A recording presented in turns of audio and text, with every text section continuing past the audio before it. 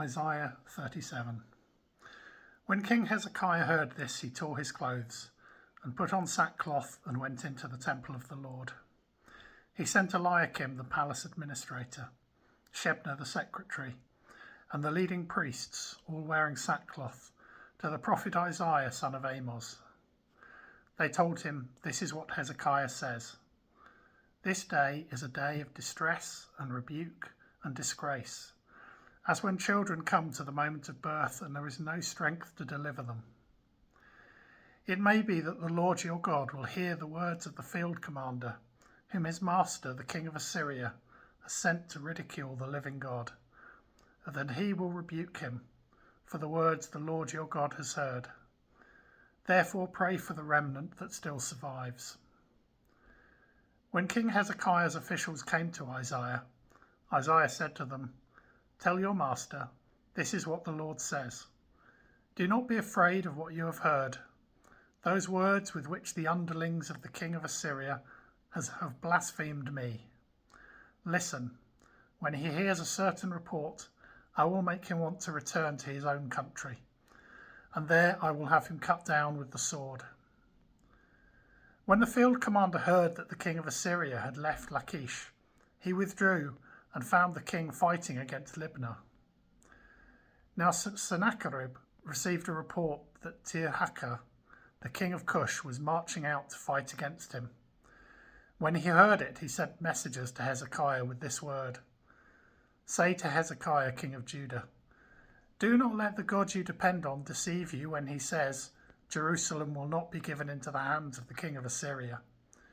Surely you have heard what the kings of Assyria have done to all the countries, destroying them completely. And will you be delivered? Did the gods of the nations that were destroyed by my predecessors deliver them? The gods of Gozan, Haran, Rezeph, and the people of Eden who were in Tel Assur? Where is the king of Hamath, or the king of Arpad? Where are the kings of Lair, Sepharvaim, Hena, and Ivar?" Hezekiah received the letter from the messengers and read it. Then he went up to the temple of the Lord and spread it out before the Lord. And Hezekiah prayed to the Lord, "Lord Almighty, the God of Israel, enthroned between the cherubim, you alone are God over all the kingdoms of the earth. You have made heaven and earth. Give ear, Lord, and hear. Open your eyes, Lord, and see. Listen to all the words Sennacherib has sent to ridicule the living God. It is true, Lord, that the Assyrian kings have laid waste all these people and their lands.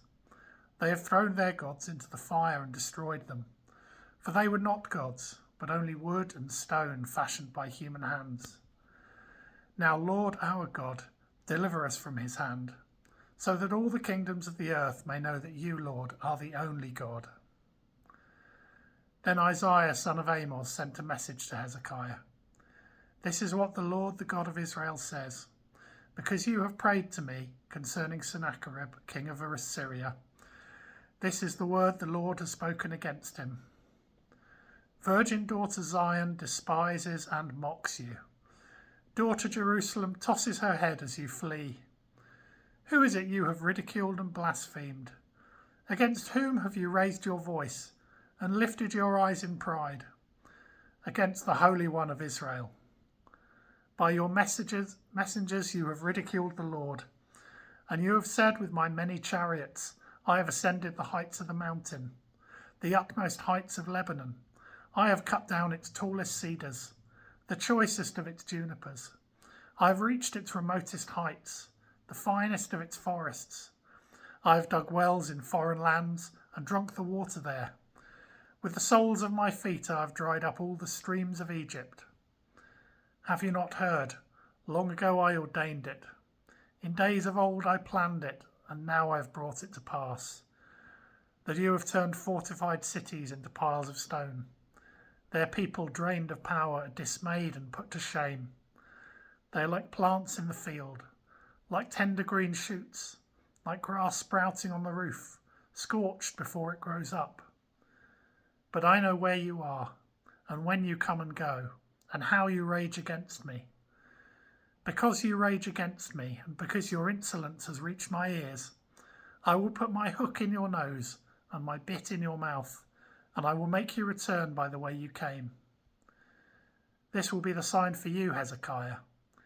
This year you will eat what grows by itself, and the second year what springs from that. But in the third year sow and reap, plant vineyards and eat their fruit. Once more a remnant of the kingdom of Judah will take root below and bear fruit above. For out of Jerusalem will come a remnant, and out of Mount Zion a band of survivors. The zeal of the Lord Almighty will accomplish this. Therefore this is what the Lord says concerning the king of Assyria. He will not enter this city, or shoot an arrow here. He will not come before it with shield, or build a siege ramp against it. By the way that he came he will return. He will not enter this city, declares the Lord. I will defend this city and save it, for my sake and for the sake of David my servant. Then the angel of the Lord went out and put to death 185,000 in the Assyrian camp. When the people got up the next morning, there were all the dead bodies. So Sennacherib, king of Assyria, broke camp and withdrew. He returned to Nineveh and stayed there.